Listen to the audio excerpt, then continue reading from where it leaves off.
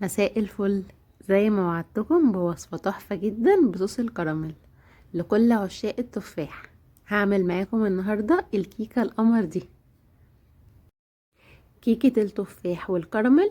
وصفة سهلة جدا جدا وهتعجبكم ان شاء الله. بس ما تنسوش لايك للفيديو، وكمان تشتركوا في القناة وفعلوا زر الجرس عشان يوصل لكم كل الفيديوهات الجديدة. يلا بينا نبدأ ونقول بسم الله. طبعا احنا صوص الكراميل عملناه سوا، هسيب لكم اللينك بتاعه في الديسكريبشن بوكس.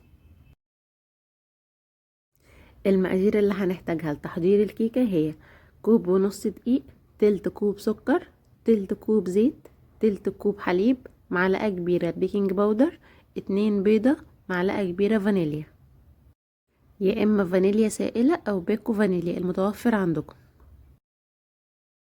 هنضيف كل المكونات على الدقيق بالشكل ده. طريقة الكيك دي مختلفة شوية، مش زي ما بنعمل مثلا ان احنا نضيف السكر مع البيض والفانيليا ونقلبهم وبعد كده نضيف باقي المكونات. احنا هنا هنضيف كل المكونات على الدقيق زي ما قلنا وبعدين نقلبهم كلهم مع بعض. هنقلب كل المكونات كويس جدا لحد ما نوصل بالخليط للقوام اللي حضراتكم شايفينه ده.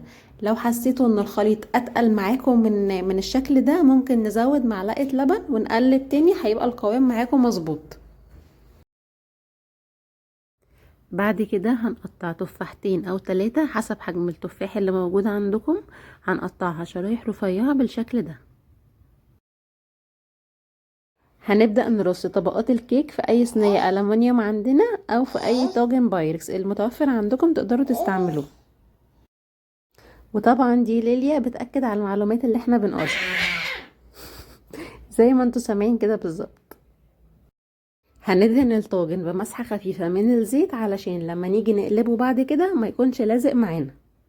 بعد كده هننزل بطبقة من صوص الكراميل ونسويها بالمعلقة بالشكل ده. بعد كده نبدأ نرص شرايح التفاح جنب بعضها. ممكن نحط طبقة واحدة او طبقتين فوق بعض حسب ما انتوا حابين كمية التفاح قد ايه،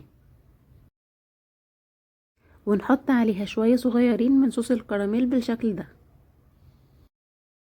بعد كده هننزل بخليط الكيك اللي جهزناه على التفاح ونسويه كده كويس بالسباتولا بالشكل ده.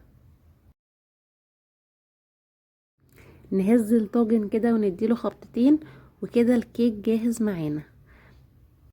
يدخل الفرن على درجة حرارة 180 لمدة من 30 ل 40 دقيقة حسب درجة حرارة الفرن عندكم. بتختبروها بالسكينة، لو السكينة طلعت نظيفة يبقى كده تمام ونطفي عليها. وده شكل الكيك بعد ما خرجت من الفرن، اخدت معايا 40 دقيقة. هنسيبها تهدى حوالي ربع ساعة كده وبعدين نقلبها.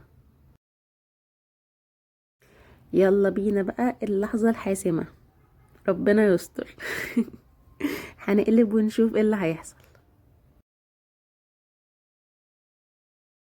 اوه ايه الجمال ده بقى بصوا شكلها تحفة ازاي، ولا الكراميل فظيع. يا ريتكم شامين الريحة وجمالها، بجد تحفة جدا جدا جدا. تعالوا بقى نقطع حتة ونشوف شكلها من جوه عاملة ازاي.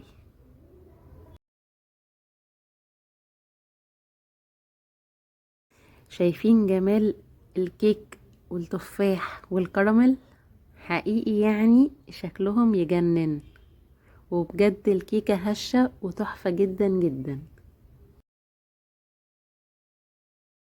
ندوق بقى علشان نتأكد من الطعم كمان، مع ان باين ان هو تحفة من غير ما ندوق. بجد الطعم رهيب، رهيب فعلا. التفاح مع الكيك مع الكراميل عاملين تيست فظيع.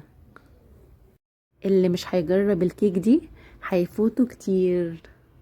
لازم تجربوها وانا متأكدة ان هي هتعجبكم جدا. وكمان اي حد بيحب التفاح والكراميل هيتبسط بيها قوي. ما تنسوش بقى لما تجربوها تصوروها وتوروني صورها في الكومنتات وتكتبولي رأيكم فيها. وبكده نكون خلصنا وصفة النهاردة. عملنا كيكة التفاح والكراميل. لو عجبكم الفيديو ما تنسوش اللايك والشير والسبسكرايب، وتفعلوا كمان الجرس عشان يوصل لكم كل الفيديوهات الجديدة.